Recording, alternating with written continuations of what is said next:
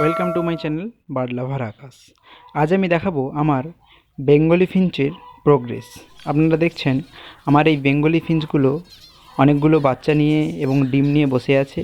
Bengali Finch প্রধানত ফস্টারিংয়ের জন্য ব্যবহার করা হয়, কিন্তু আমি এই বেঙ্গলি ফিঞ্চগুলোকে দিয়ে এদেরই আমি বাচ্চা তোলাচ্ছি এবং সেই সঙ্গে দেখাবো আর একটা পেয়ার জেব্রা ফিঞ্চের প্রোগ্রেস।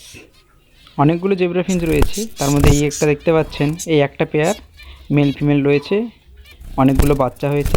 এই বাচ্চাগুলোকে কি করে ভালো রাখতে হয় তা পরের ভিডিওতে নিয়ে আসব। কিভাবে যত্ন করলে আপনি সমস্ত বাচ্চাগুলোকে বাঁচাতে পারবেন তা নিয়ে আসছি পরের ভিডিওতে। ভিডিওটি ভালো লাগলে সাবস্ক্রাইব করে দেবেন এবং একটা লাইক করে দেবেন।